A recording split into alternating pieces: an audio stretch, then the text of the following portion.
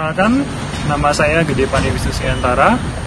Saya adalah seorang peneliti di bidang mineral processing di Kyushu University, Fukuoka, Jepang. Tantangan terbesar yang dihadapi di bidang proses mineral sedewasa ini adalah terkait dengan pengembangan teknologi ekstraksi logam tanah jarang dan juga pengembangan ekstraksi logam berharga dari sampah perkotaan, khususnya limbah elektronik.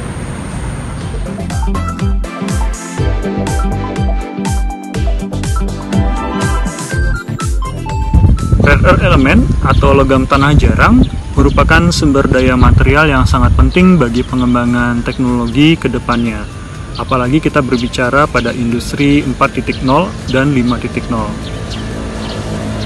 Rare earth element ini bisa kita temukan pada berbagai macam aplikasi atau perangkat teknologi. Sebagai contoh paling sederhana adalah pada mobile phone yang kita punya.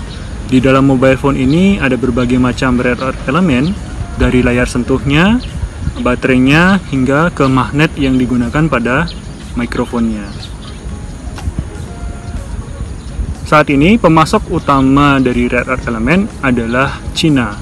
Dan Indonesia dengan berbagai macam sumber daya mineralnya sebenarnya memiliki potensi yang sangat tinggi untuk berkontribusi sebagai pemasok rare earth element di dunia. Sebagai contoh, bahan mineral Indonesia yaitu berupa zircon, monasit, dan xenotime telah diteliti memiliki kandungan rare earth element yang layak secara ekonomi untuk dilakukan ekstraksi. Hanya saja permasalahannya saat ini adalah kita masih memerlukan pengembangan teknologi dan penelitian lebih lanjut.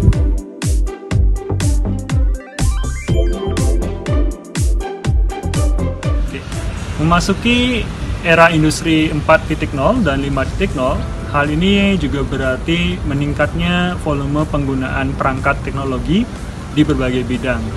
Hal ini tentunya sesuatu yang positif. Tetapi kita juga harus melihat adanya potensi peningkatan limbah sampah elektronik, khususnya di perkotaan. Tentu kita harus melakukan pencegahan dengan menggunakan teknologi ataupun proses yang ramah lingkungan. Misalnya dengan cara mendaur ulang limbah-limbah elektronik tersebut untuk mengekstrak kembali logam-logam yang berharga yang terkandung di dalam sampah elektronik tersebut. Jepang sebagai salah satu negara yang sangat tinggi penggunaan perangkat teknologinya, selama ini telah menerapkan proses daur ulang yang cukup efisien. Sebagai salah satu inisiatif, Jepang pada Olimpiade 2020 telah menggunakan logam yang diekstrak dari berbagai sampah elektronik, termasuk juga smartphone, untuk membuat medali emas, perak, dan perunggu. Tentunya hal yang serupa bisa kita tiru, terutama di Indonesia, untuk melakukan proses daur ulang sampah-sampah elektronik ini, mengambil logam berharganya untuk nantinya dapat digunakan kembali pada berbagai bidang atau perangkat teknologi yang lain. Tentu hal ini butuh pengembangan teknologi dan penelitian lebih lanjut.